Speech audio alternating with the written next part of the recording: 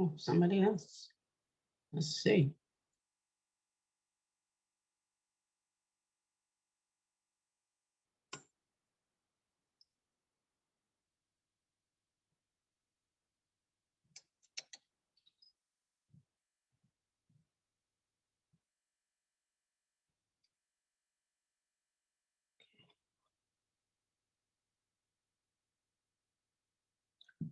So, welcome everyone. Where I am. Where I am.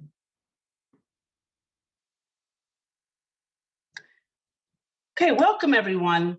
This is Let's Talk About Men and Mental Health. And my name is Edna White, and I am your host for today. And I want to thank everyone for being here. I'm going to announce our panelists for today. And I hope I don't get anyone's name wrong, which I'm famous for, but they can correct me. They love me a lot, and I love them a lot. So, so today, one of our speakers is Jesston Williams. He's the executive director of Tangle Life and author of a very good book called The Eye of the Father.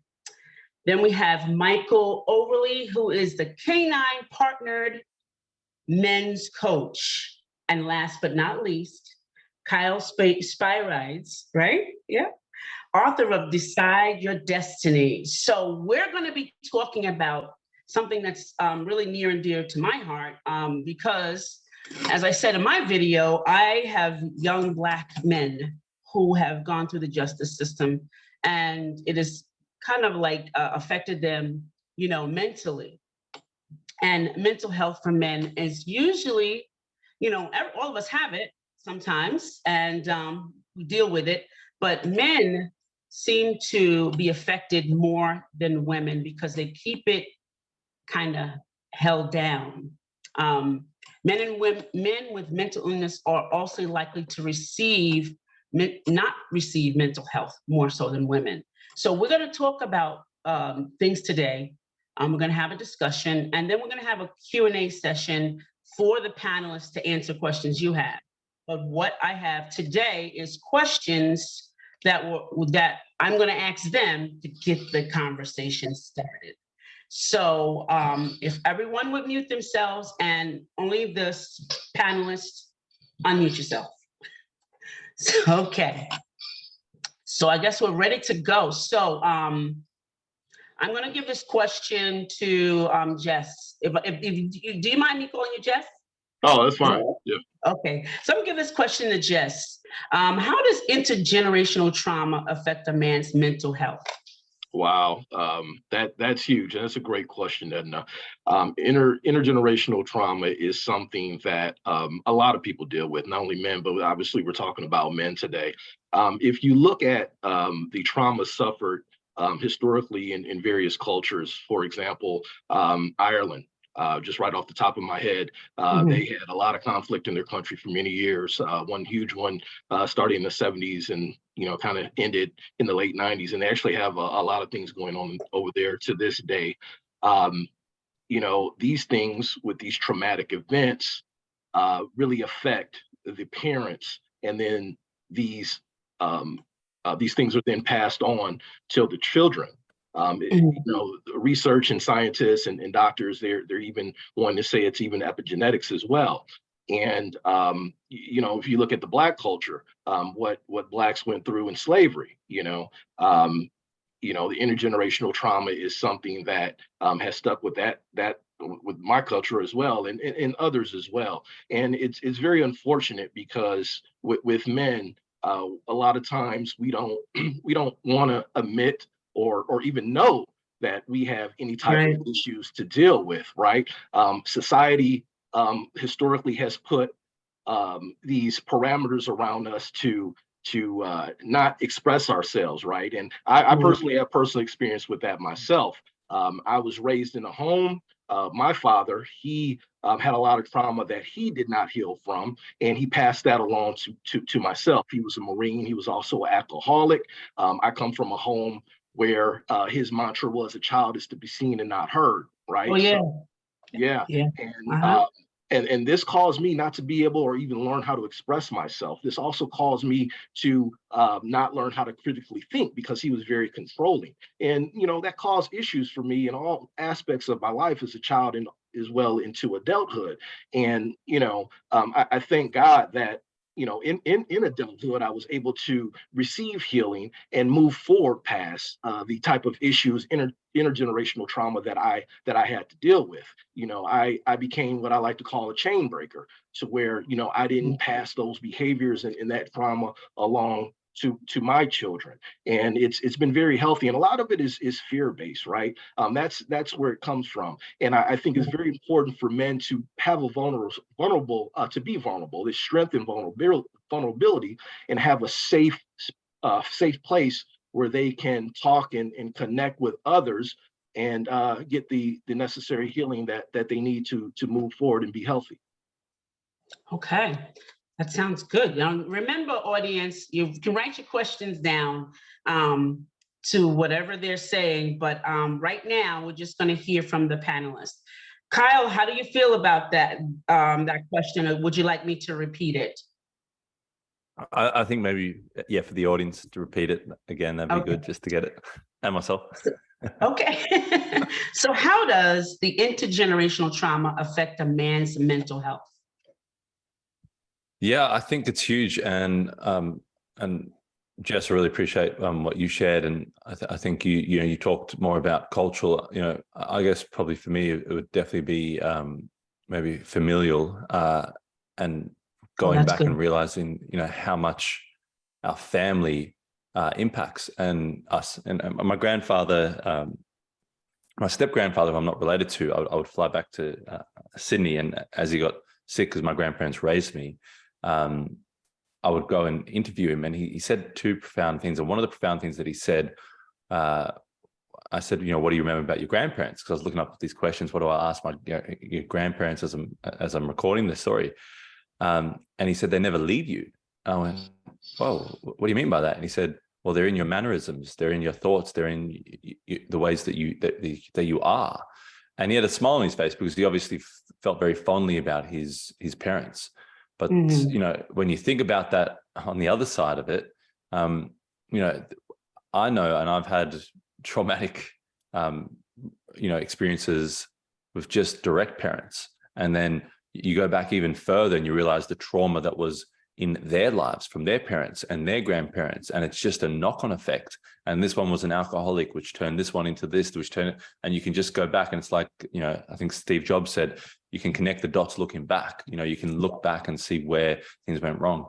And as Jess said, I think men are good at just holding it down and compressing it. And for me, I compressed it, I held it down, and for me, the realization that I came to is that it actually manifested itself as a dis-ease by the time I was 18.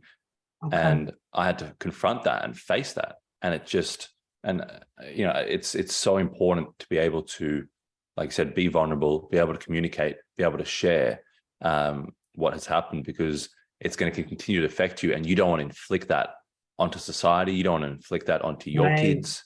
And I think that's really maybe where the wake-up call comes for a lot of people, maybe men that become fathers.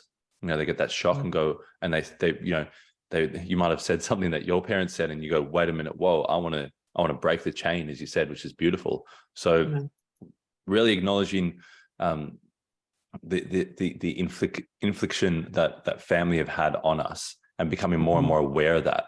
And I think you have to be humble to realize how much of an impact that they have within how we function, how we think, how we look at the world, how we operate, and go, hey, I'm someone like a child. A child picks things up. A child remembers things. A child, like how the hell did this kid, learn that or hear that? And they're like a sponge. And so are we. So we've picked a lot of stuff up, and unfortunately, a lot of that is baggage.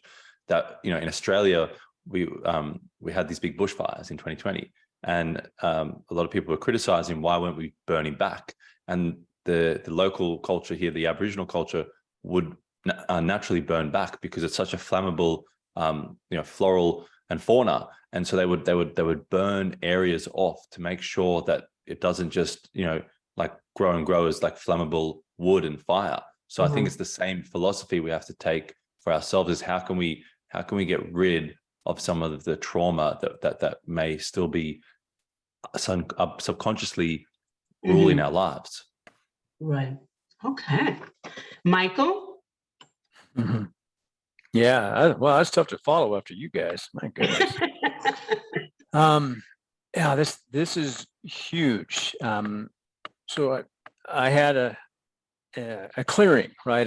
Something happened this weekend, and I was privy to some information about my own family, and a lot of the pieces fell into place why my dad and I never got along. And the acquisition of the information isn't important, but understanding how hurt he was by his father, and the abuse suffered at the hand of that man, and what happened to my dad and his two brothers. Why wouldn't it get passed down, right?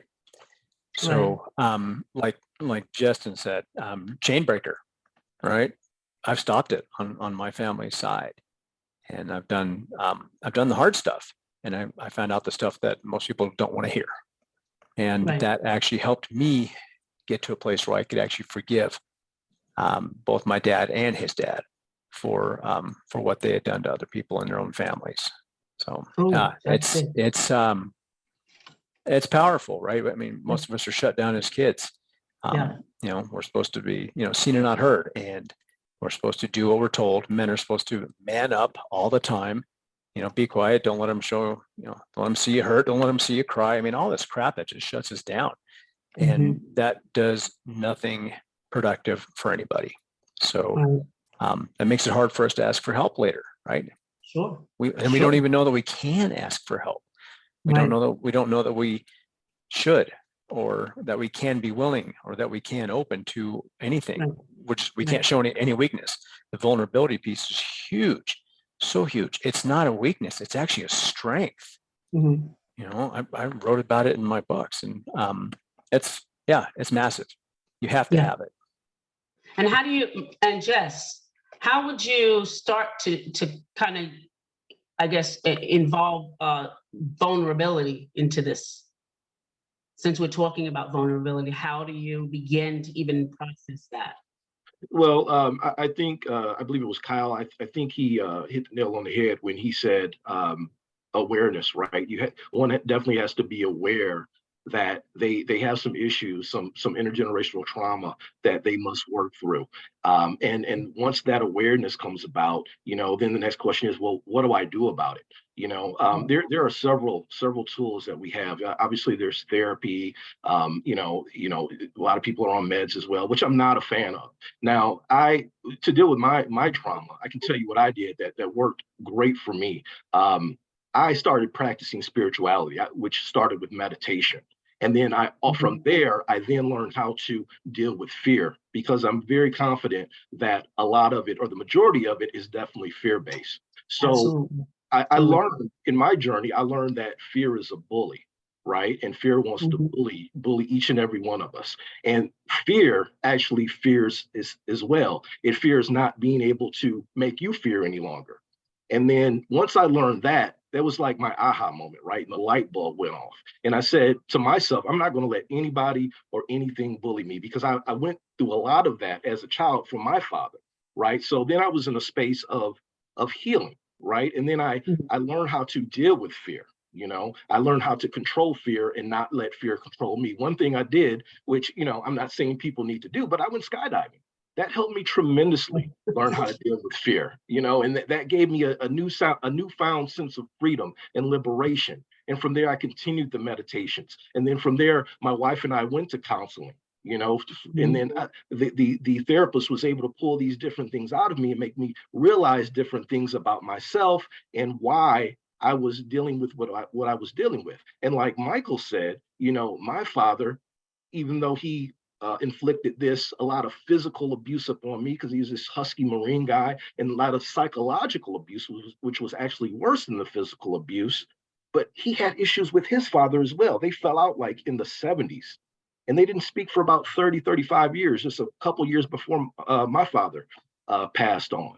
And then I learned that my grandfather and his father had issues. So it's Oh, this yeah. pattern, that intergenerational trauma, right? Yeah. And I knew, and I became a father at a very young age. When my first son, my oldest son, was born when I was 19. And when he was born, I always told myself that I was never going to inflict upon him what was inflicted upon me by my Mm. father. And It's a that big wasn't one. easy, right? There was a lot, because I had that program. We're all a program from the day we come into this world by our parents. They're our very first people who program us. And you get to learn these specific things, and you move forward through life, and then you then deal with these issues that come along. And I'm very thankful that I was able to work through that and get to a place of peace. And now I'm able to have my peace and my liberation in my life. So I definitely recommend that men, they first need to, have awareness, and vulnerability is huge. That was so huge for me. Just saying it's okay to cry, it's okay to reach out for help, it's okay to talk to my wife about my deepest feelings and things that I feel with. We carry that, and we need to Mhm. release it. And being able to release it was definitely part of my healing process. And ever since I did that, I mean, my life has been changed for the positive. And it's such a, and I always talk about freedom. I always talk about liberation. It's an amazing feeling. And It is. this is what I teach people to do with my organization as well. It is. It's very liberating. Michael, what does it mean to be a man in the modern world? I don't know. It's a confusing space, right? God, we still have so many of these patriarchal hierarchies of how things Mhm. go in business, in the church, all around us. This is the way it's done, and it's really quite fascinating.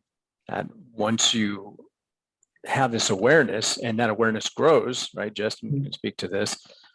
You see how these structures they don't work. Right. They don't work. They're actually more limiting than they are enlightening. Exactly.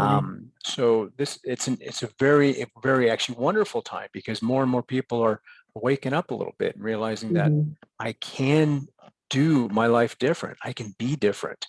I don't have to be this hard, rigid thing, because it's dichotomous, right? We're expected to Right. be maybe the breadwinner or the caregiver or whatever it is in this way, bringing the money home and doing these things. But then our partners may want us to, talk about our feelings. We don't know how. We honestly don't know how, right? We were actually taught not to do that. So that's an expectation that we can't meet. And then people get frustrated on both sides, right? Right. It's fascinating. But more and more people are waking up and realizing that, hey, it's okay to not be okay. I Oh, don't have yeah. to have this damn tough guy mask on all the freaking time. Right? Yeah. That's got my ass handed to me plenty of times. Kyle, what do you think that some of the symptoms are that we can share with the audience, of, mental, men's mental health? How do they handle it or show it, should I say? Yeah, for sure. I'd say, just like Michael and Jesston have touched on, we really compress and we push things down, and we try and have that tough guy face, and we try and put it on. I'm very lucky to have a partner who just, I don't know, has this almost sixth sense that can kind of know when something's wrong or something's not quite right, or I'm holding something down. Right. So if you can get a great circle around you of people that know you, it's really important to know ourselves. But sometimes just to have people that know you, and sometimes they know you, maybe not a little bit better, but they know you a little bit, they can see it, they've got distance from your inside, main camera of your life and main director. They can see the outside and what's showing. And so those symptoms show on the outside. They show on you kind of tensing up. I think a man tenses up. For me, when I think about it, I held a lot of pain, trauma, emotional, and like just spoke about, it's the psychological trauma that sticks, and I held it in my chest, and that manifested. So it's realizing that men, a female, generally speaking, is going to share and communicate, and oftentimes what I've learned is that you have to be able to be almost like a surgeon and understand what she's saying, because she might be Yeah. saying this, but what she really Right. means is over here, right? So there's lots of information coming at you, and you got to kind of decipher, wait, what is the piece that I need to take and actually realize this is what she's talking about, this is what she needs. Where a man's like not giving you anything, he's like not giving you any lip service, it's just all tied down, and so it's the exact opposite. So that's where you're noticing things behavioral, so are they still going to the rugby on the weekend? Are they still showing up for this? Like, as soon as a man starts to pull back from social interaction, as soon as you start to pull back from, community activities, going to church, doing this or whatever it is, that's when they're starting to show symptoms, because it takes a lot. We don't realize how much it takes to be social. And if you're not doing well up top, it's extremely hard to be social. You like try and go, you have a fight, you have a breakup, you have a big problem in your business, and then you ought to go and face the world with a big smile, and I don't think men can quite do that as easily. So they're the symptoms that I'd say to look out for. Okay. All right. Thank you. Mike, do you have anything to add to that? Yeah, the withdrawal is a big piece. If there's a quickening in temper, or maybe they get angrier than is maybe called for in a situation, right? There's this energy that has to be released, and we don't know how to release it in a healthy way. So oftentimes there will be explosions over the smallest thing. So, I mean, just look at road rage. Right. Yeah. Exactly. Yeah. Jess? Well, I definitely agree with both Michael and Kyle. I would like just to add that I think it's very important for men to be aware of who's in their circle as well, right? You have to ask yourself, the people that I associate with, are these negative or these positive people? When you speak with them on the phone, when you come to them with the problem, are they, addressing your problem with negativity? Well, you should do this, you should do that, and if that's the case, those are people you shouldn't communicate with, you shouldn't associate with, especially when you're going through your healing phase. And then we also know that narcissism is real as well, right? If you have people that are narcissists and they show that type of behavior, those are the type of people that you have to eliminate from your life. When you're going through that healing process, you're having mental issues, you definitely have to make sure your circle is positive and people that are in your corner. And a lot of times, and it's unfortunate to a certain extent, those are going to be very, very few. Very, very few people. A lot of times we see people that you think are in your corner and want the best for you, but they're dealing with issues themselves. And the old adage goes, misery loves company, right? So you have to be very careful to protect your energy. Yeah. Okay. So why do you think that men let fear kind of help them decide or make the decision making? Why do you think they do that? Why do you think they do that? Let that fear kind of take over. Well, I think they let it take over because, the way that men are raised and programmed for the most part is to be strong, right? And to deal with fear. And you have to do it. You have to man up. I've talked to a lot of young guys that have mental issues, and African-American men. A lot of these guys tell me, I didn't have a father in the home. I didn't have any leadership. When I go out in public, I'm being profiled. This is going on, and they're mad. They're angry, and then people turn around and tell them, "Oh, what are you so angry for? Man up! You shouldn't be angry. You shouldn't be mad." I said, "No, it's okay to be mad. It's okay to be angry. Because you're dealing with these issues." Yeah, and that's the thing, and that's not what people are taught. Now, with that anger, you have to be, do your best to be level-headed. You can't go out in the world and reflect or project that anger, that negative energy back up on others. You have to then, look for other ways to find your balance, right, and become centered and grounding. And and that's what I, recommend things like meditation, letting your mind calm and observing your thoughts. And, but it just comes down to being your best in a moment of struggle, right? Being your best in a moment of uncertainty. And that meditation is great for finding that balance. Right. Mike, why do men let fear rule their decision making? We're taught to. Oh, right? that's good. Yeah, we're taught to. Fear underlies anger, right? Anger is just an expression. It's a discharging of energy. It is kind of the only acceptable way that we know how to communicate, right? It's not just allowed, it's Mhm. encouraged.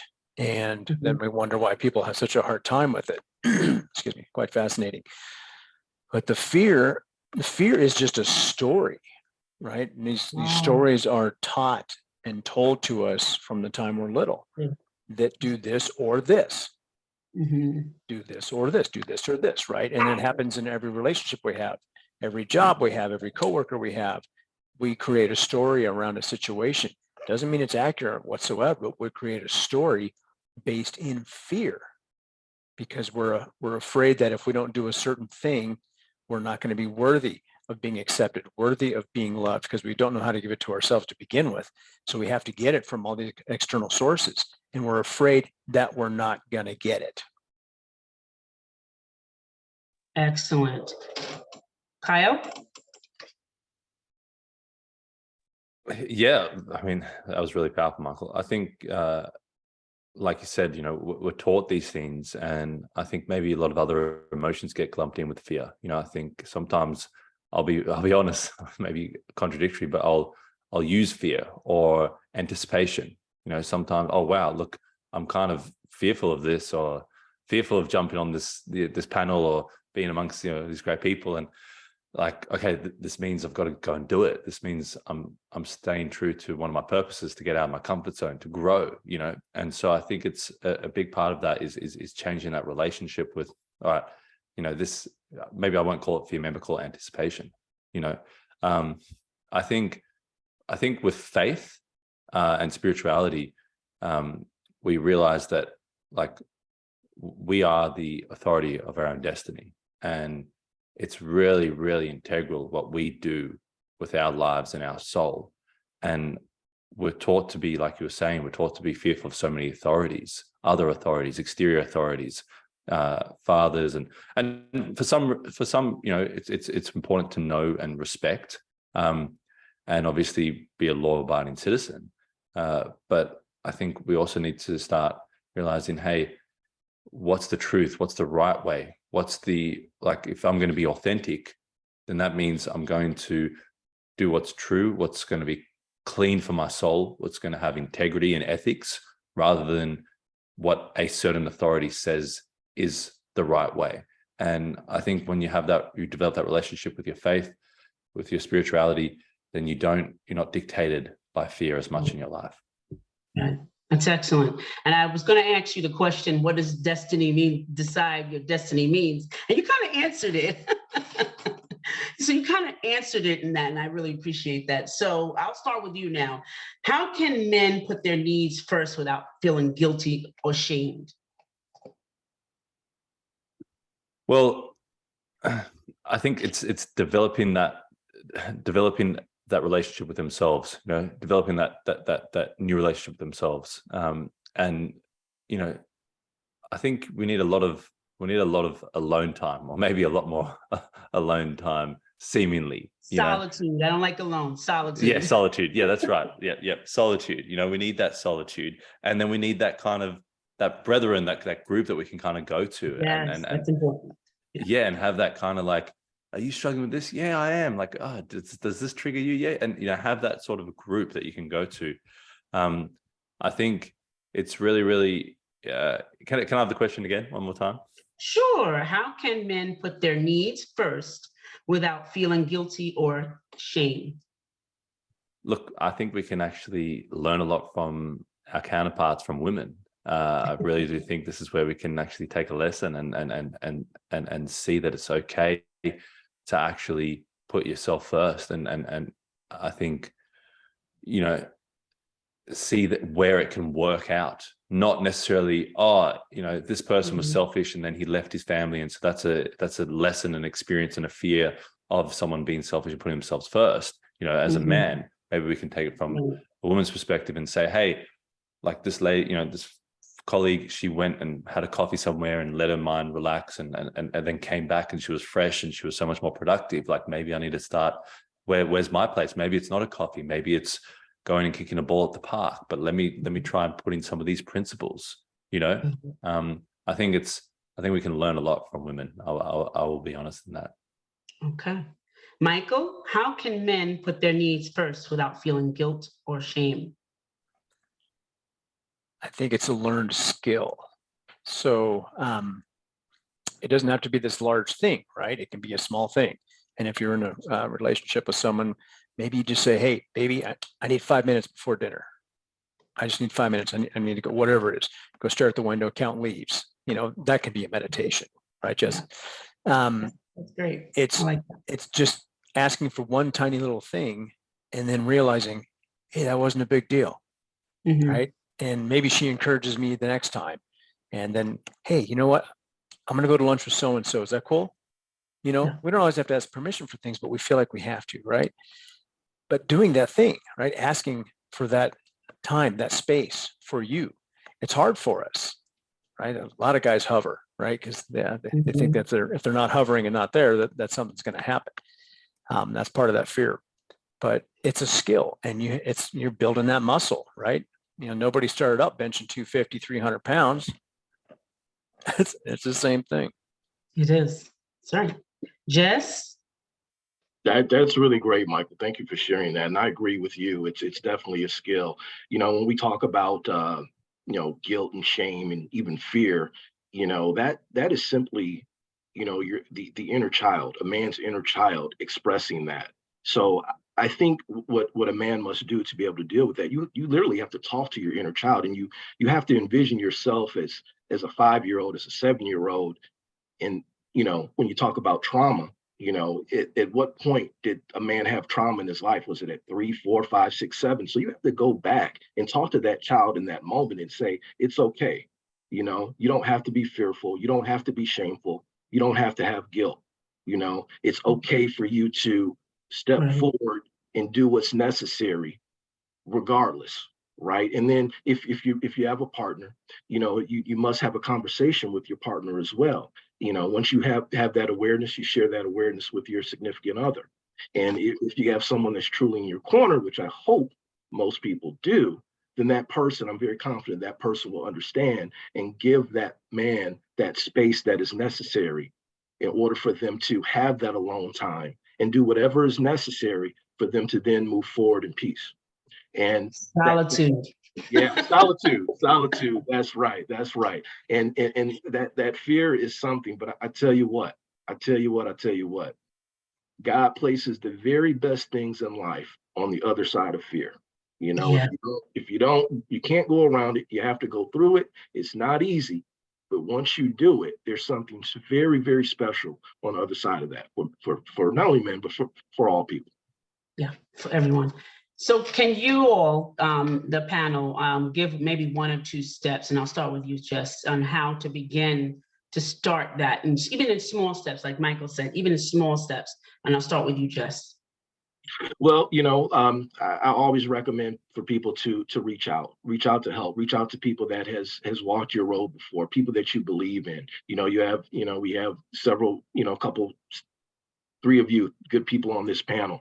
And, you know, as I mentioned before, meditation. And as one starts to meditate, and, you know, I'm not a religious person, but I am a spiritual person. And I do believe that we all have a higher self, you know, and, you know, you have to listen and be guided by your higher self, or be guided by the spirit, be guided by the universe, the Father, whatever we want to call it. Right. And I truly believe that once you start doing that, you're taking a step in the right direction. Excellent.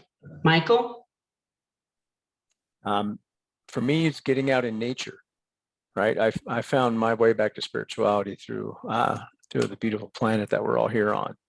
So for me, my most powerful meditations are usually when I'm walking in nature. And that's, I can ask myself tough questions, and, you know, it's not like I'm in front of a bunch of people where they can see how I feel, or maybe I sit next to the river and cry when something comes up. But that's creating that space, right? So I'm creating in my external space that's healing for me, but I'm creating an internal space by starting to let these things go. But, you know, small steps, guys. I mean, tiny, tiny, tiny steps. it doesn't have to be this massive thing. That's just, Mhm. that's too tough to do. Right. And I think you said something really important is to ask yourself the tough questions. Why am I here? What's going on? What's triggering me? Why is it triggering me? And I think that's really great to have, and both of you said a great support system. Lean on the support system. It's not enough to have it, use it, right? Use your support system. So that really matters. Thank you, Michael. Kyle, you're next. So I'd say two things, communication, and then Oh, that's great. and what you need to get rid of. And first, I'd say one of the things you need to get rid of is covert operators. So these are people around you, and you either, so obviously some of them will be family members, some of them will be close friends. But if you raise your awareness and realize that the people that are going to make you the most down, depressed, upset, anxious are going to be people that are covert, which people, and they're highly dangerous, which is people, when you share your dreams, you share your visions, when you express something, they go, oh, you really think you can write that book? Or, is that not too much? There's just subtle little hits. And because it's not a hater, outside of you, it's someone really close to you, those subtle comments really impact you. And if you can start to limit time with them, and if there's someone close to you, sometimes it might even be like a spouse, sometimes it might even be a parent, someone that you want to continue to spend time with. That's when you have to bring awareness to it, and you have to communicate it and have that conversation. And I was talking about this the other day, saying that if you're, sometimes people will find fault with the help that you're getting. If it's 12 steps, if it's religion that helps you rather than spirituality, or spiritually rather than religion, or if it's whatever area it is that helps you, or maybe it's a mentor, but someone else heard something that mentor or that digital person said that they don't like, and so they find fault with it, rather than realizing, hey, is this helping me along? Is this helping me? And people won't know. And this is where we get in our own head, our own world. And it's really important to make people aware and say, hey, listen, I know you don't like the 12-step or this or that or whatever, but this is what I'm getting out of it. This is how it's helping me. I know you think like it's crazy for me to have this big dream to write a book, but this is how it's helping me. This is how it's getting me to get my thoughts out of my head, get them onto paper and really examine them. And I'd love your support along the journey. And so finding ways to have those conversations, and then maybe those people that are covert operators are no longer covert, and they can actually start becoming supporters, so you can convert them rather than just cutting them off. And I think it's really important to have those conversations. We're not used to having those conversations, but making people aware around us, then we go, oh, wait a minute, not everyone's pressuring, attacking me, getting in the way when I'm trying to do something better or better myself. They're actually now supporting me because I've shared, hey, I really struggle with this habit, or I really have these moments, and this person really helps me. So I want to keep going this direction, and I think that's where people can respect and get on board with you. Yeah, that's great. You all have given so much good information and experience, and I thank you all for that. At this part of the panel, we're gonna leave space for questions from the audience to ask our panelists. So please limit it to like 1 minute, and then give the panelists a chance to answer. So if anyone in the audience has a question, raise your hand. I can see you. Okay, I see Whitney first. So unmute yourself, Whitney, and ask the question. How you doing? First of all, good evening, everybody. Good evening. You all are this Zoom, I'm glad I joined. It's very informative, and it's informative and awesome, and I'm glad I joined because it's coming. I get to hear from the males. Yeah, actual males, that's what this was about. I am a mother of a 21-year-old. I have 3 children, but my main focus about this conversation and this topic is my 21-year-old. He has faced a mental health situation. He had a psychotic break about 2 years ago, followed with psychosis. It has changed my life completely. I am a young mother. I am 37 years old. Also a grandmother. He made me a grandmother. 2 years ago, he went through Yeah. this whole situation. I've never experienced anything like this. That was my first time. I didn't. I'm glad I act properly during the situation, seek the proper help, got a hold of the right people, and did what needed to be done without anybody getting hurt or him harming himself. But it's been 2 years. I got him the right treatment. All is well now. After that, he made me a grandmother. Now he just gained custody of his child. She just turned 1 year old, December 19th. He has conditional custody within my home. So of course I'm helping him with that. She's a little girl. He is doing well. And I find that you were asking all the right questions and I'm getting all the right answers as a grandmother and a parent as to how to deal with his whole situation and needing the alone time. I get that, but I also remind you, you are a dad. Yeah, the solitude, and I really see that it helps him. Just yesterday, he took some solitude time away from home at a family member's house while I babysat, brought her to school this morning and things in that nature. And I find that it helps because he just needs to get refreshed. At first, it was a problem for me because I'm just like, this is your child. You created her. This is your responsibility. You have to deal with it. But at the same time, I had to remind myself he is young still.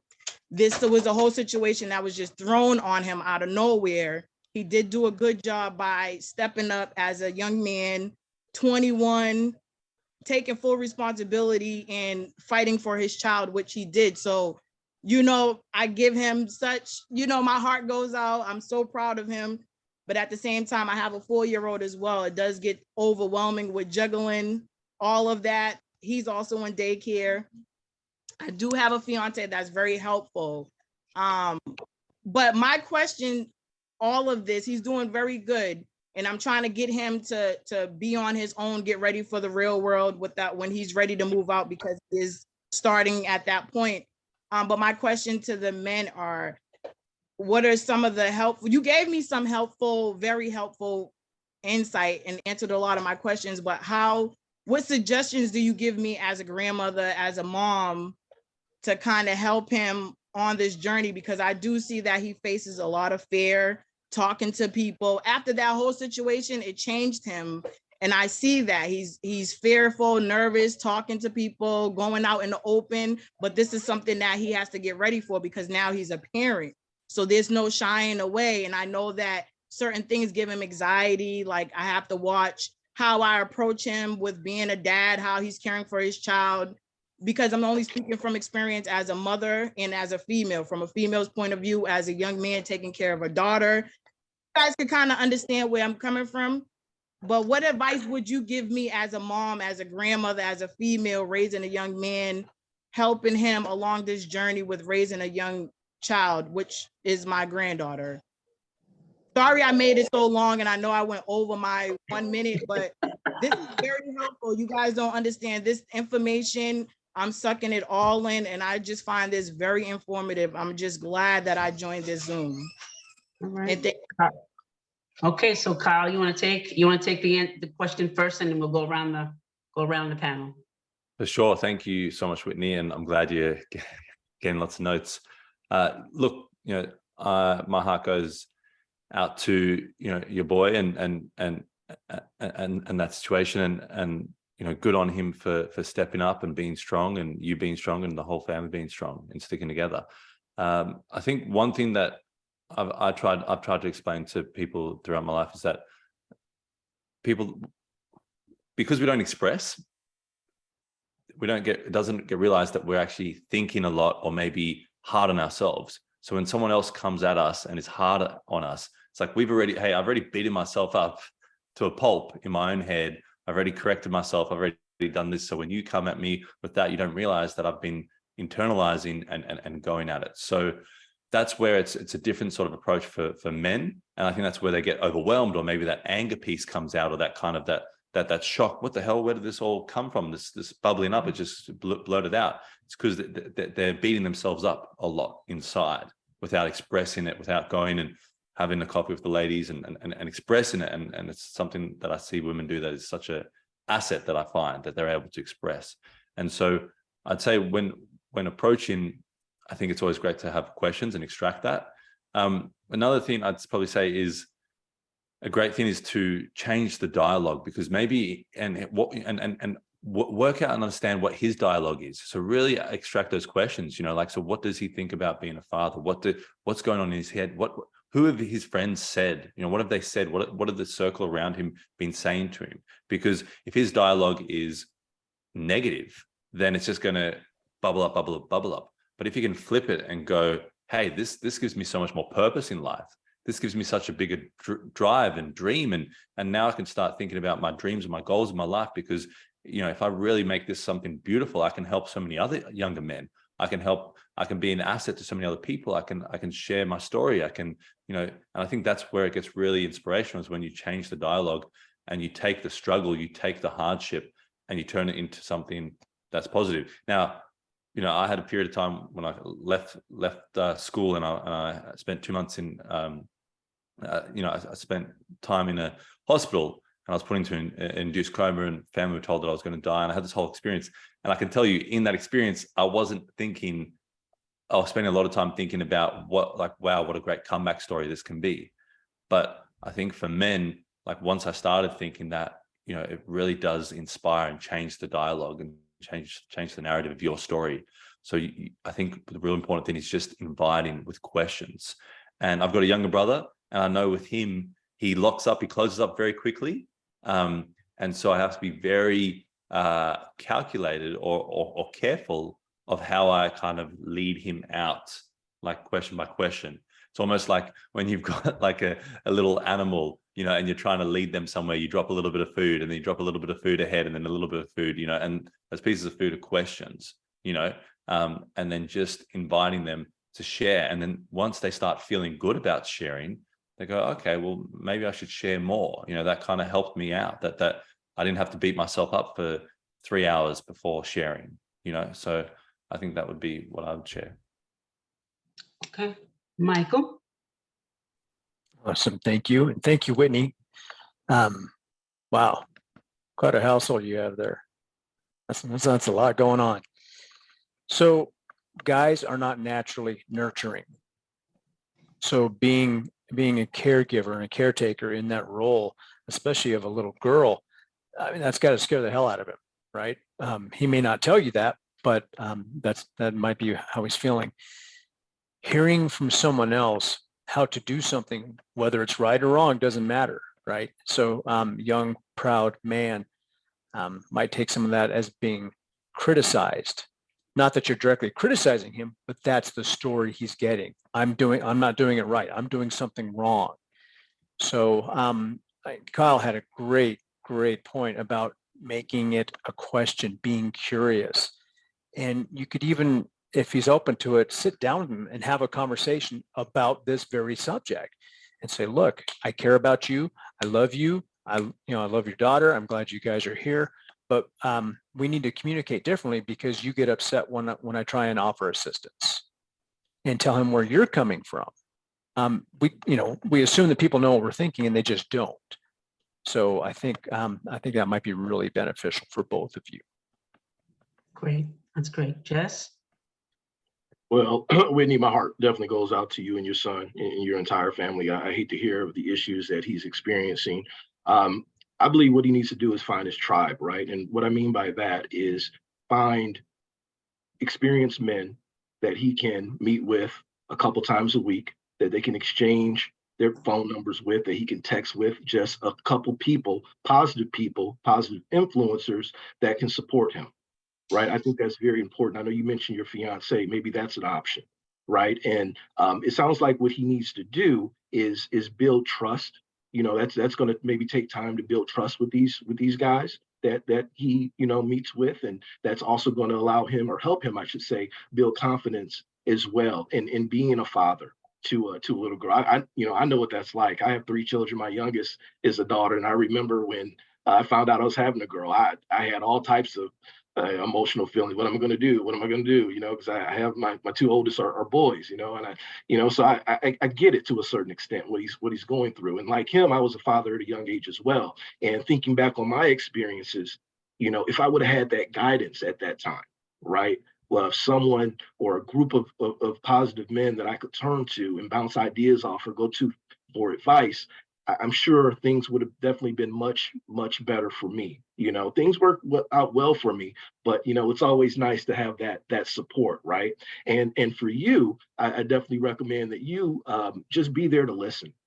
Sometimes, as parents, we want to tell our children what they need to do. You should be doing this, you should be doing that. A lot of times, young people, they just need to be heard. They just need to be heard. So I think that's maybe a good start for you, as well as providing that positive reinforcement, to him as well. As you see him grow, you see him progress, or you see him doing or having these special moments with his daughter, say, oh my God, you know what, son, you're doing a great job with her. Keep it up. Keep it up. I saw you do this. I saw you do that. I'm proud of you. Those positive reinforcements, I think, would really go a long way for him. Absolutely. And I was going to say to you, Whitney, let me just say this because I want to say, Whitney, take care of yourself. You can't take care of him if you cannot take care of yourself. Take care of you. I've been there where you were. And I used to say, there's not enough time in the day. If you can squeeze out 5 to 10 minutes, get some solitude time for yourself. Take care of yourself. Oh, I do. I gotta be right. If I can't be right for myself, I can't be right for them. There so you I go. Absolutely. Myself, because it is a lot.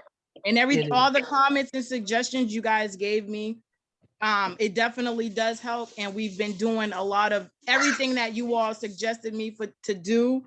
Like, it's not what I say, it's how I say it. The company he keeps, he's the first one out of all his male friends that had a baby at a young age, and he's being a role model for them. He's showing them, he's inspiring them, and they let him know all the time. These are his basketball buddies, his high school, middle school buddies. They all been hanging out. So they watch him grow and become this different person, and they look up to that and they respect him for that, because they understand it is a lot at his age, being such a young dad. And also, finding his tribe. He's found the right tribe, and he also is belonging to a father's group, a young father's group. Actually is about to get on a Zoom meeting for the young fathers program that he joined. It's a bunch of fathers that are raising young children that just got custody of their children, boy or girl, that he can communicate with, and they all can relate to each other and bounce stories and ideas and situations off of each other's heads. So I definitely, support him 100%. And, I'm on his back, but at the same time, I'm doing it gently. I'm watching how I approach, how I come off, because I still keep in mind, I understand he is young at a point in time. And also I wanted to mention, I did myself educated. I got myself, certified as a first aider. When you experience when you see a person going through a mental health crisis, how to recognize those signs. I just got certified after it took for my son to go through that experience, and for me to educate myself more, because I understand that I've seen and noticed that it's on the rise. It's on the rise. It's more on the rise with our young men. And I'm just like trying to educate people as well, and educate myself as well, and just find out. I'm always on the journey to learn. I'm always trying to learn and willing to learn. And I appreciate you guys once again. Thank you very much. Kyle, did you want to say something? I just wanted to add on with what Jesston said, because that was really powerful in terms of, it just made me think that like everything that you're doing for your son and the groups that he's a part of, and also you looking after yourself, is that you can take him to a certain point, and then a certain mentor can take him to a certain point. So I'd say always keep your eye peeled for who's going to be if there's an area that he wants extra help in, like people can take you to a certain point, and that's where you'll have multiple mentors, and that's the continual growth that you have in your life. Absolutely. All right. Thank you very much, Whitney, for that question, and thank you all. I think Honey May has a question. All right, unmute yourself, please. She unmute herself. Honey May, if you could unmute yourself to ask the question. Oh, there, my microphone wasn't on. Hello, everyone. I don't have my video on at 7 a.m. where I am. Well, before my question, I'm not sure if you guys would agree, but I think the younger generation of males are, more evolved when it comes to handling their emotions. I mean, they're more open in a way. They're, let's just say, softer, I guess. So how do you address the generational gap, between, for example, my father is 60 years old and I have a brother who's 9 years old, who to him is kind of soft and he isn't very accepting of that. It's obviously it's just the way he was raised, but so how do I explain to my father, for example, that this is okay, how his 9-year-old son is okay, he's just not what he expected him to be. So how do we address that? Who wants to take that first?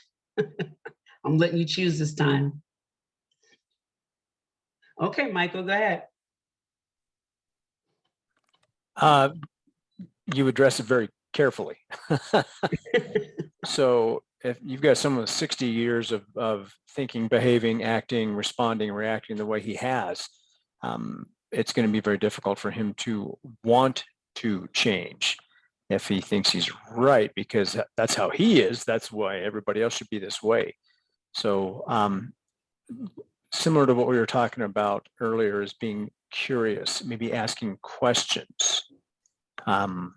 You can't force someone to accept someone else, how they live, how they act, how they behave. But you can get curious about it and plant a seed with them. Something you say may trigger a great response, and it also may trigger an angry response.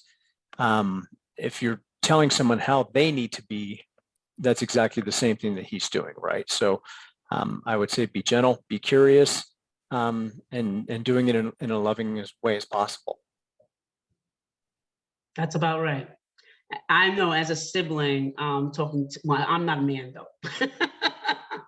I know talking to my mother to accept something in my sister was, you have to be very gentle. You have to, make sure you're saying it correctly, and be sensitive to, like you said, to their culture as well, and find something culturally to connect, to bridge.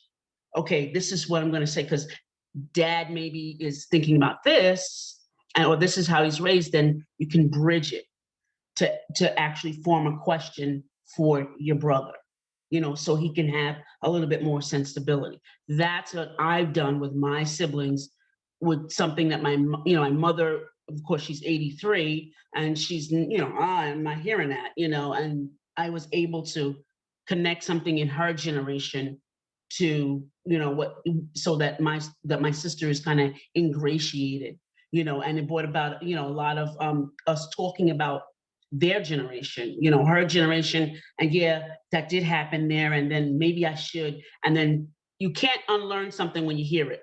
So whether you get mad or not, you can get mad. That means it's rubbed you the wrong way, and it's right. So you're going to be mad for a little while, but it's still going to sink in. Seed is a seed. The dirt makes the difference, but the seed is a seed. It's going to pop somewhere, and maybe they'll respond correctly. But think about it, like, try to bridge those two. You are the best one to bridge it. You're the best one because you know both sides. So you're the best one. You just got to figure out how to bridge it culturally and say, hey, how do I do that?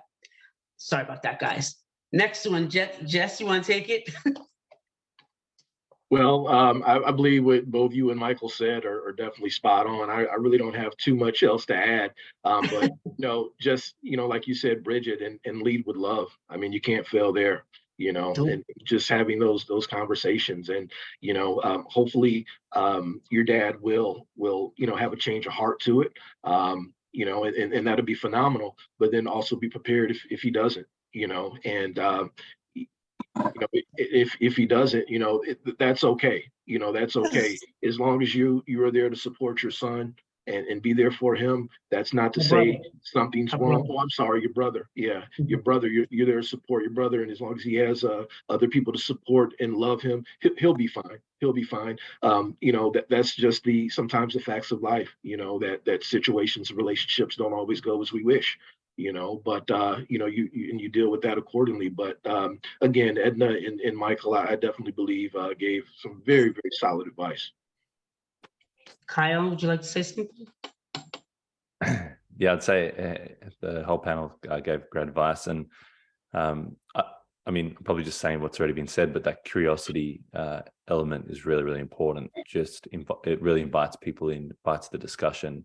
It just coming from a place, and I think this is where a lot of organizations go really wrong, is they come from a place of accusation or attack or vilification, and you just lose people. It's like, in terms of like marketing and social media, if you want to get engagement, like there's different ways that you get engagement. So if you actually want to get engagement, you can't vilify and attack and those sorts of things and make someone wrong.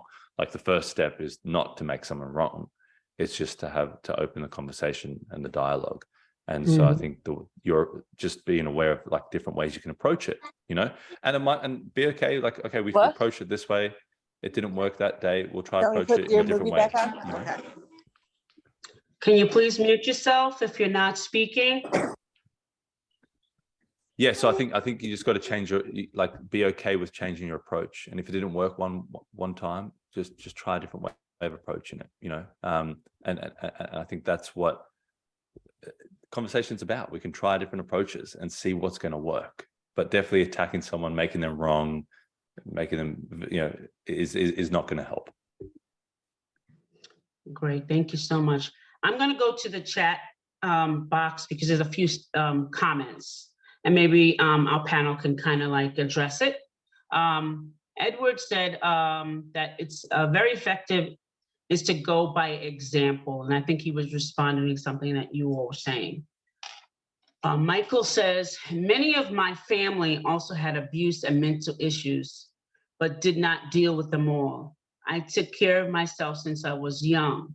Circles of friends and those close to me are my lifelines. My brothers do not communicate at all.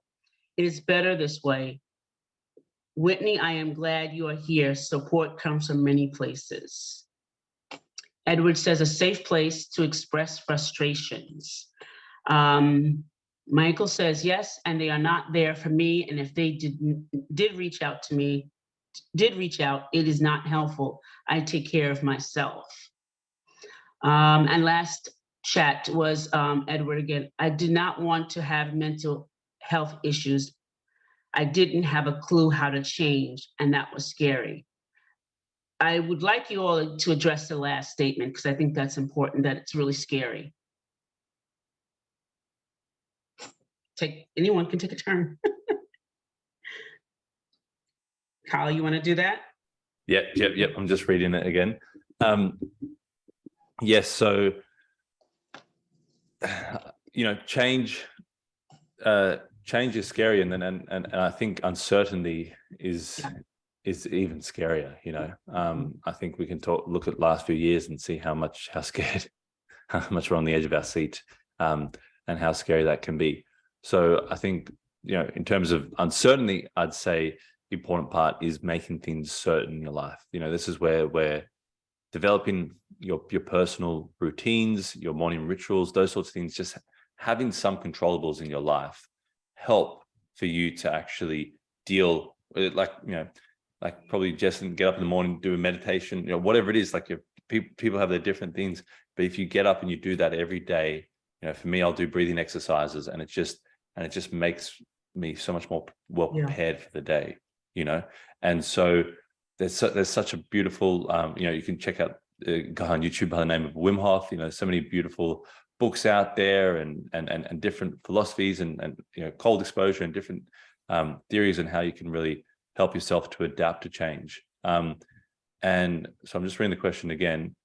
I think it's probably, Edward, it's probably hard to be on this planet and maybe not have some mental health issues or some mental health challenges. I think you know, the view that, you know, the photoshopped view or the polished view of the world. I think everybody deals with challenges, and we've seen that in the last few years. We've seen, you know, people on TV, people that have committed suicide, lots of people that have had those challenges, and, you know, being aware that it doesn't mean something's wrong with you. You know, it doesn't mean something is that you are a wrong person, or you know, there's something that, you know, you should feel guilty about.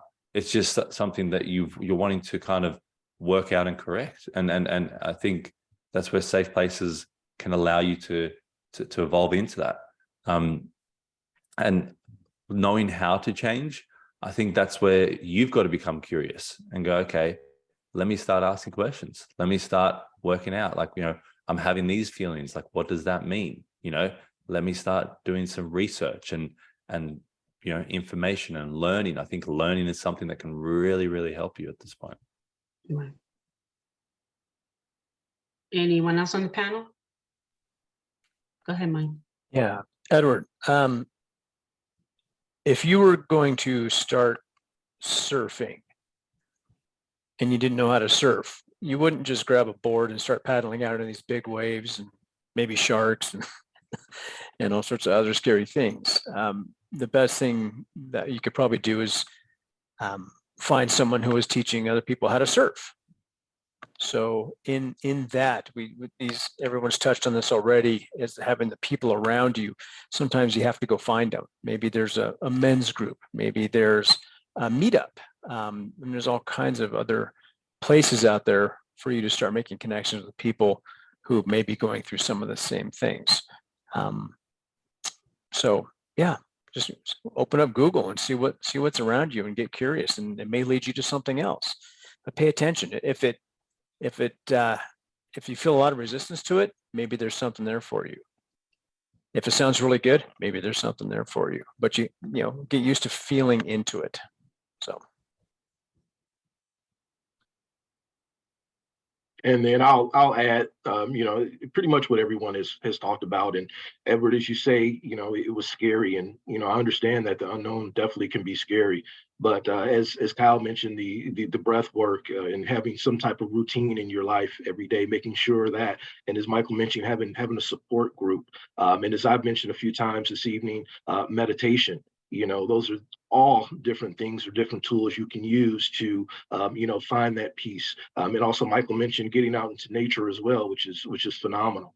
You know, finding something to ground yourself, to take away that fear, to take away that anxiety. You know, just be able to find your balance in life. And we all have so many tools at our disposal, and those are definitely things that you can do to work through whatever it is that you're going through.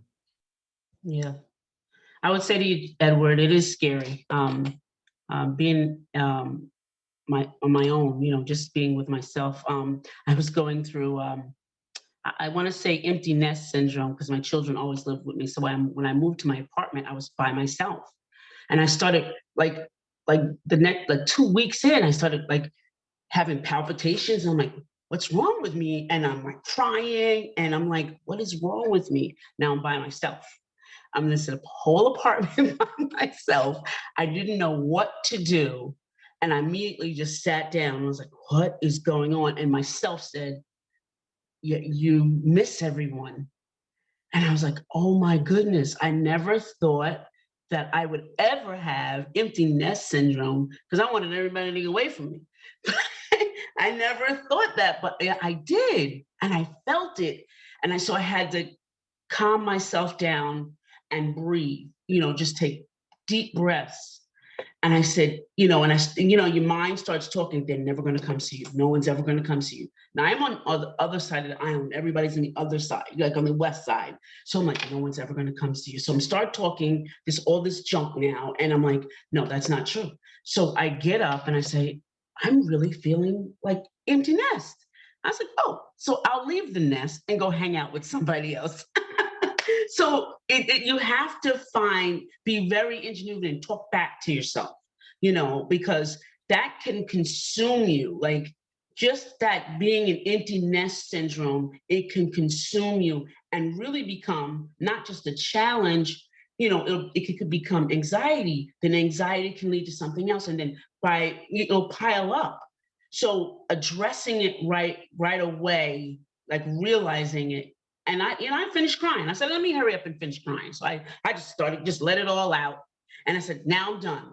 And I always say that all of my clients, if you're going to cry with a reason why. Cry that there's a solution at the end of this crying. Now that I finished crying, now what I'm going to do? Go see my friends. Go hang out with my family, So that's what I did, And even if I didn't have a car, I would go downstairs and like hang out in the park and wait for somebody to come so I could have a conversation. But I didn't stay in that situation. So it was good that I could realize it. And that's what's important, just realizing that it's okay to feel that way and express it, but it's not okay to stay there. You have to get out of it. So we really thank everyone for being here. If there's no other questions, we can take one more, but if there's no more questions, all right. I don't see any more. I want to thank everybody for coming. Thank our panelists, Michael Overlie, Jesston Williams, Kyle Spyrides, for being here. You guys didn't have to do it, and we're going to do it again on a different subject for men. So thank you very much. I really appreciate them. I kind of fell in love with them when I first met them. So it was like a really great thing.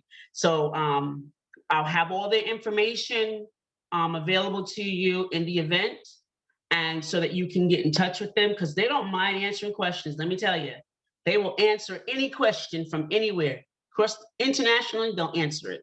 They're great men and they're great mentors, I'm telling you. So thank you, everyone. And this video will be available again for you in the event as well. Thank you so much and have a great night or great day. Thank you, Bye guys. for now. Thank you, Edna. Thank you, Looking Edna. forward to the next one. All right. Thank you, everyone who's here.